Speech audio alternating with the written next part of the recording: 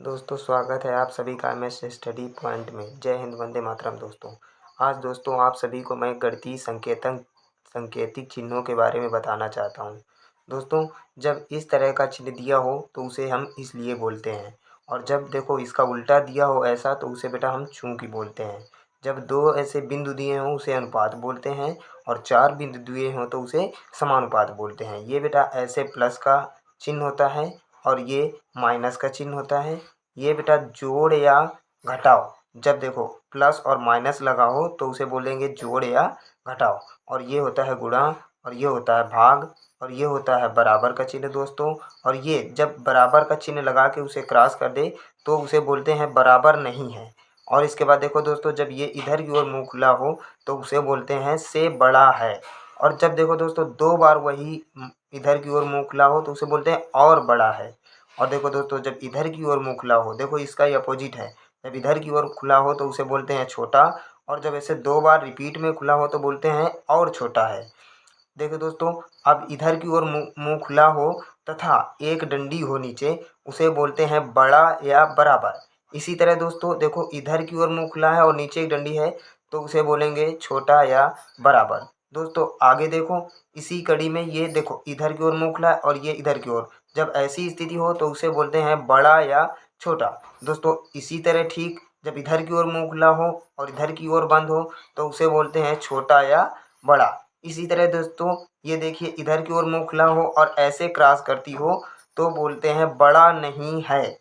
और इसी तरह इसका सेम उल्टा होता है दोस्तों, ये इधर की ओर देखो मुँह खुला है और इधर से क्रॉस कर रही है तो बोलते हैं छोटा नहीं है।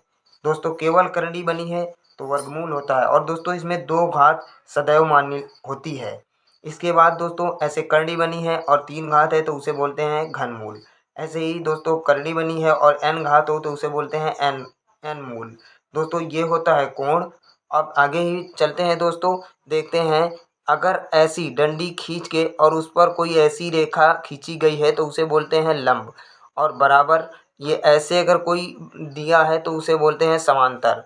और दोस्तों ऐसे बराबर के बाद आपने देखा होगा ऐसे एक चिन्ह बना होता है, उसे दोस्तों बोलते हैं हम सर्वांग सम। दोस्तों इस तरह का ये एक चिन्ह होता है, इसे बोलते हैं समरूप।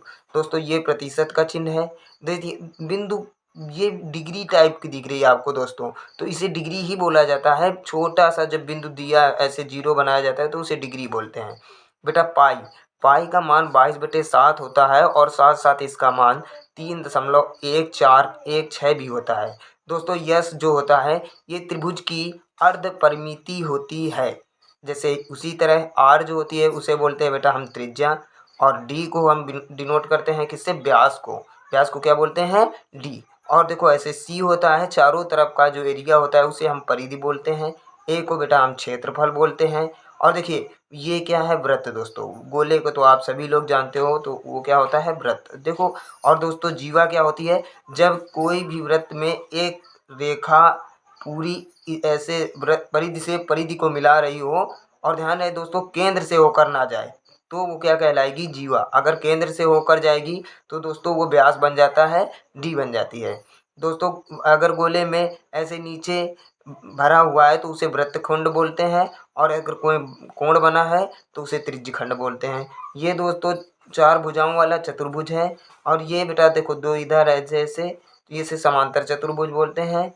ये वाला दोस्तों जब जिसकी चारों भुजाएं बराबर हों उसे वर्ग बोलते हैं, और जिसकी दो सम्मुख भुजाएं बराबर हों उसे आयत बोलते हैं दोस्तों। और ये होता है दोस्तों समचतुर्भुज का सिंबल। और ये क्या है दोस्तों, समलंब चतुर्भुज का क्षेत्रफल। और दोस्तों इसे बोलते हैं सिग्मा। आगे चलते हैं दोस्तों, ये होता है छोटा कोष्ठक, और ये होता है बड़ा कोष्ठक, ये होता है मंझला कोष्ठक। इसे दोस्तों एप्सिलॉन बोलते हैं। और ये जो ऐसे बिंदु बना होता है, चिन्ह बना होता है, तो उसे बोलते हैं उप समुच्चय।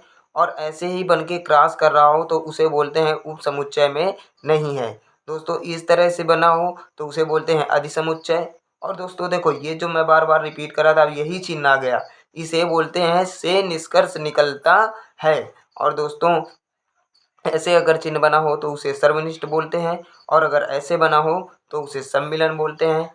ये दोस्तों अल्फा का है, ये बीटा का है, और ये देखिए गामा का है। और ये दोस्तों ईटा बोला जाता है। ऐसे बना के या अगर कोई बना रहा है तो उसे ईटा बोलते हैं।